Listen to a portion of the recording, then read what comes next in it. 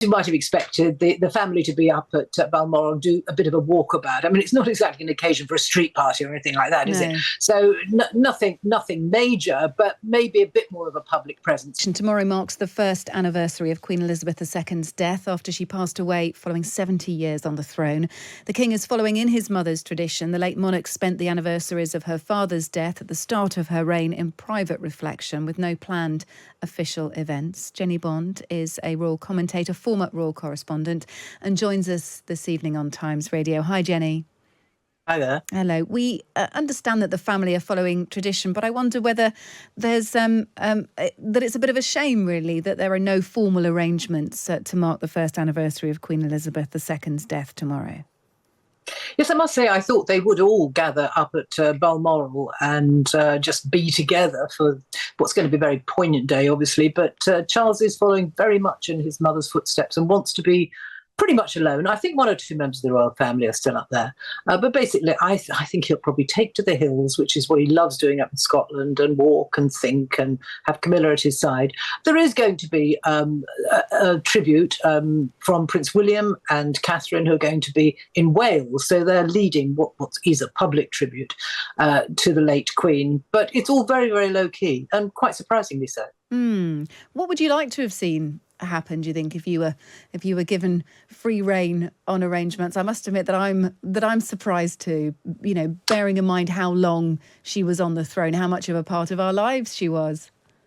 I suppose you might have expected the family to be up at Balmoral and do a bit of a walkabout. I mean, it's not exactly an occasion for a street party or anything like that, is it? So nothing major, but maybe a bit more of a public presence. But it's absolutely fine. Goodness me, they are a family. I know it's the monarchy and they are the royal family, but if they want to mourn the passing of their beloved mother, grandmother, great-grandmother in this way, I think that's absolutely fine. As I say, there will be a public tribute of sorts in Wales. There are public plans to commemorate the late Queen in the form of proposals that will be set out in 2026. So a memorial committee announced this week they're going to unveil their proposals then. That'll be 100 years since the Queen's birth. Again, quite some time after her death, really, 2026, in order to celebrate her life. Let's talk about Prince Charles and his first year on the throne. What has surprised you about it? I don't know if I'm surprised, but I'm pleased that the transition has been so remarkably smooth. For a number of reasons, I think, partly because the late Queen eased the passage for Camilla by saying that she wanted Camilla to be known as Queen Consort or Queen. And that really stopped the debate that would have taken place, I think, about what her title should be. And secondly, I think that we were so used to seeing Charles stepping up and stepping in for his mother in her frailty that we got used to him being really the head of state. And so it's been very, very smooth. I don't think he's put a foot wrong. He's managed to keep his mouth largely shut on things he cares about, which might be a bit politically controversial. So he's been obedient and charming, and he's carried out a lot of engagements, actually rather more than his own mother did in the first year of her reign. And, he's a man of certain years, pushing 75. So I think he's been quite energetic. He's a workaholic anyway, and done very well.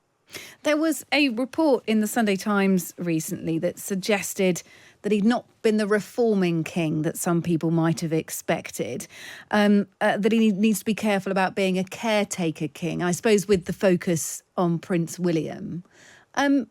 Is there a concern there, do you think? I know the palace didn't sort of react too well to that surprise, the fact that he might be some sort of stopgap sovereign. But is that a concern, do you think, that it is a short-term thing and that, focuses on Prince William already? I think that's slightly media-driven, to be truthful. Charles will do things and always has done things in his own way. I think he is much more of a traditionalist, perhaps, than we have recognised. I mean, think of his love of old buildings, of nature. He doesn't want to rock the boat. He doesn't want to change things. I think he is thinking that is up to William. I mean, I was surprised, actually, that the coronation, although different, shorter, more inclusive than his mother's coronation, nevertheless was quite archaic and a bit odd, I thought. I mean, I don't think William will do things in that way. So I think we will look to William to shake things up, make things probably a lot more informal. And also that Charles, I'm quite surprised that he's stuck to the rigid structure of the royal year, the season which starts with Chelsea Flower Show and then Ascot and then, a week in Scotland, all things just as his mother did, a very rigid structure. But clearly that's what he likes. So I don't think we should expect him to be different in the years to come. Well, look, it's been lovely to speak to you. Thank you so much. Jennie Bond, royal commentator. Good to speak to you on Times Radio. Thank you.